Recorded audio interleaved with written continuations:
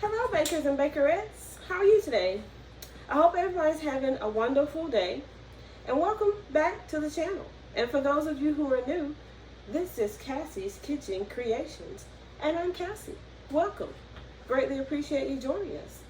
Today, guys, I stopped through just to show you a couple of items I have on my 2025 Pantry Food Haul. Now, as you guys know, food prices are high. They have been for a while, and we don't anticipate the prices coming down anytime soon. Prices are going to be constantly elevated. So we have to shop smart.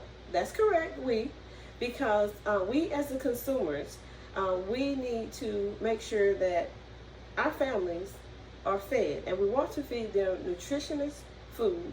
We want to, continue to share with them the things that we've always shared, regardless of how the prices are in the grocery store.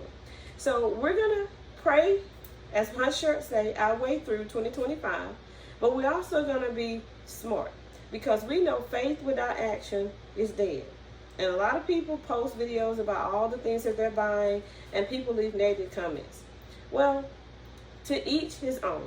And as I always say, don't leave a comment on my page unless it's positive, because I'm not going to read it. I totally ignore you, and I move right on to the next positive comment. That's who I am, and that's how I live. Okay? So with that being said, I purchased a lot of items that are very versatile. They're very simple but versatile. They will go a long way.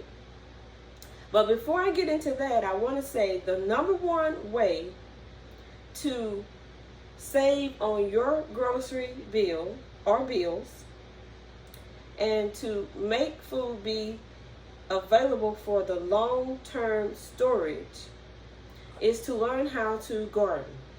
Yes, grow your own foods. This summer, this spring, and this fall, I encourage you to start a garden. It doesn't matter how small it is or how large it is, as long as it produces. The smaller, the better. As long as you do it right, it will keep on producing. So I encourage you to start a garden, watch some of my videos, and learn how to preserve those foods and store them, for the rest of the year, winter, all into next spring. When it's time to plant another garden, you probably still won't have consumed all the food that you prepared, from the garden before. So that's number one, is to plant a garden and learn how to preserve the foods that are grown in your garden. You can plant your own herbs, very easy to do. You don't have to have an actual garden space. You can create your own, and you can buy huge flower pots. You can buy whiskey barrels. You can buy those totes, and you can cut them in half and make a raised bed. You can buy lumber and build a very simple raised bed. There are YouTube channels out there that show you how to make your own raised beds. That's a good way. If you don't have a garden area and you live in a suburban area and you don't have a place, you can just grow them in flower pots, whiskey barrels, cut on totes. Make sure it's very, dress it up. Don't just throw something out in your yard, in your backyard. Dress it up. Make it look nice and presentable, because people think those are flowers. If they weren't close enough, they would never know unless you told them. And you can garden. And the next thing is to buy smart. A lot of people go out and buy the processed meats and buy vegetables in the can, which there's nothing wrong with that if that's what your purse, pocketbook, or wallet can afford. Of course, by all means, continue. I'm just going to share some things that you can add to that will help make that go a long way, and also make it also more versatile.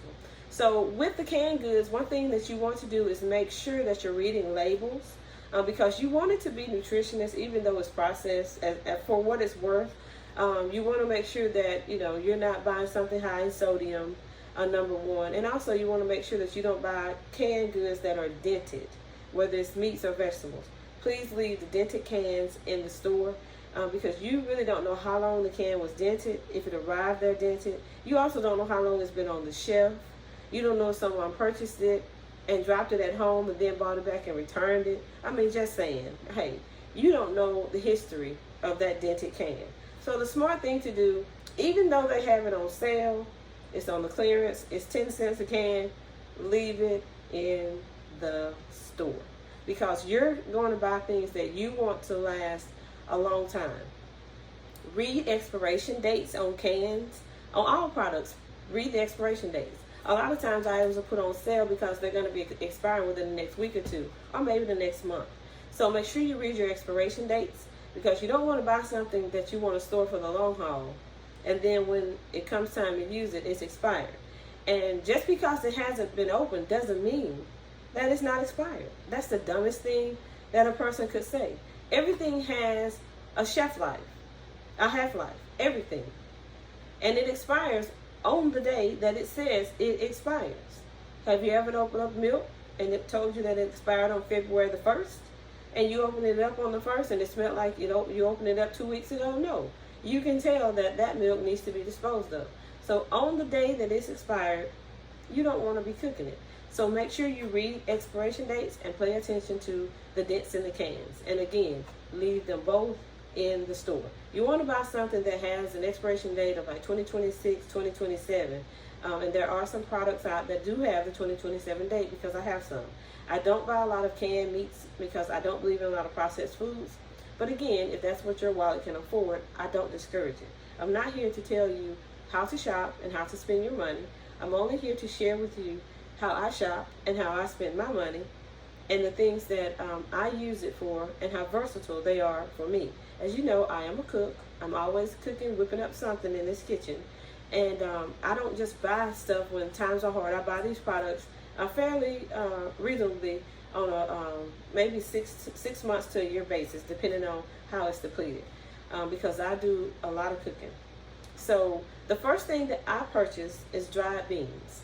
Kidney beans, pinto beans, garbanzo beans, navy beans, and even you can purchase black-eyed peas. They're not my favorite, and I didn't purchase them, but they can be purchased. You can buy them in the 8-ounce, 16-ounce, 32-ounce, 64-ounce bags. You can also purchase them at your local restaurant depot or any supply house like Sam's Club, Costco, and none of those places are sponsors of this video, but you can purchase them there, and you can get them in 25-pound bags and 50-pound bags, depending on how large your family is and how often you actually prepare these items. So with the dried beans, I do red beans and rice, and you can also use the other beans over rice the same way that you do the red beans and rice. You can cook them traditionally and just serve them as a standalone with a vegetable, rice, mashed potatoes, and a meat. You can do like Cassie does. You can prepare soups out of them, and they're very good soups. And you can still serve them as a soup. You can serve them over rice, or you can serve them again over mashed potatoes. I mean, the possibilities are just endless. That's what you can do. Also, I use several of those dried beans, and I have recreated some traditional dishes, and I've made them vegan using like the black beans and the garbanzo beans. But I can't share that with you right now, but a video will be coming. So you can use them in a lot of different ways. Another thing that you can buy in bulk will be grits, oatmeal, and cream of wheat. I'm not a grit person. I do love cream of wheat, and I can tolerate oatmeal. But you can buy those. You can actually store those, and make sure you store those in your refrigerator and not in 5-gallon buckets, because you don't want anything to actually get in those. So you can buy things like that and store that, and they again can be very versatile. You can serve like grits and fish and grits. You can do cheese grits. You can fix oatmeal in a lot of different ways. You can even grind oatmeal in your food processor and use it as flour. I love cream of wheat. It is my favorite, and I just serve it as cream of wheat, but you can use it with any of those with fruit, standalones. I mean, it's just, the possibilities again are endless. You just have to think out of the box at the different ways that you can actually use the products that you have on hand. Because sometimes you can go to your pantry and create a masterpiece dish that you didn't even plan on, just based off the simple ingredients that you have in your pantry, right? So another thing is rice. I buy rice. You can buy whatever rice you like. I do white rice and brown rice. As you know, I'm not a white rice fan. I can tolerate it, but I personally prefer the brown rice. And I buy those in bulk. Again, you can serve it as standalone. You can serve it with the meat. You can incorporate it in any soups. You can use it over, like the beans over rice. Makes a very good dish. And also with the beans, you can toss those in your soups as well. And you can toss those in your like different soups that you make. You can do like a 2-bean soup, 3-bean soup, 5-bean soup, 10-bean soup, 15-bean soup, or any other soup. If you do a vegetable soup, you can toss those in. your vegetable soup as well to add more flavor, more protein. You can also toss them in salads, which is what I do. Gives the salad a nice taste as well. Also, with the rice, again, standalone, or you can serve it with a variety of meats. You can serve it with the vegetable. You can make like chicken and rice soup out of it. I mean, it's just so much that you can do. You just have to think out of the box. My favorite term, think out of the box, of the different ways that you can actually use it. And if you're not sure, you can always come to YouTube and check out Cassie's channel, or you can check out any of the other food channels. I'm sure there's some recipes out there as well. I share the love. And then you can just Google ways to use rice or ways to use dried beans, to be a little more versatile and be different, just so you don't have the same taste or the same dish all the time. You can buy potatoes. The best thing to do is to grow your own potatoes and to store them in a cool place, and they will last throughout the winter. But if you don't grow your garden, you can buy potatoes in the local store, but make sure you don't store them for long term, because you have to store them in a cool place. And of course, you've got to use them fairly quickly, so don't buy too many, because they're going to sprout in about 2 to 3 days, some of them, maybe a week, and then they'll start to degrade. So the one thing about the sprouted ones is that you can throw them in a 5-gallon bucket and throw some dirt over them, or you can get some pasteboard boxes and you can throw some dirt in those and throw them in there, and you'll have potatoes growing before you know it. So that's, again, a versatility, because you don't always have to throw things that you have away.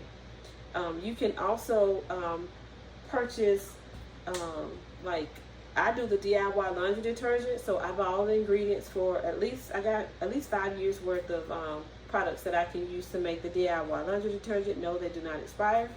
And I also store them well, and sometimes I even prepare some and share it. So not saying that this will necessarily last me 5 years, but I do have enough to do what I need to do, and then I can always go back to the store periodically as I use one and just simply replace the items that I actually used.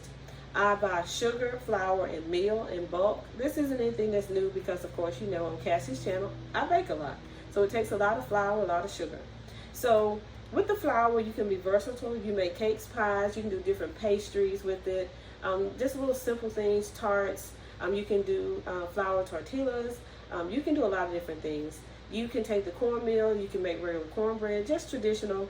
You can incorporate flour into the meal to make cornbread or not. You can also do cornmeal fritters, which you can cook on top of the stove. There's just a lot of things you can do with it. Sweet potatoes, whether you're buying the red sweet potatoes, the white sweet potatoes, the Japanese sweet potatoes, which are the ones that are purple, or the Marasakis, which are the one that has the purple skin and they're white on the interior, which I actually have prepared on my channel. You can buy those, and you can store those in a cool place as well. But again, they've already been washed, unless you buy them at one of your local ethnic stores. Then they usually have a little dirt left on those, and they may last a little longer, which is what I found. But you can't leave them in there all winter. You do have to use them, but you can buy them and have them on hand, and store them in a cool pantry or a basement, just a cool place in your home. So that will take you a long way, because you can do baked potatoes, you can do candied yams, you can do a sweet potato casserole. You can take them and you can cook them on top of the smoked stove. You can make fries out of them. They're versatile as well. They'll go a long way, just as the other products.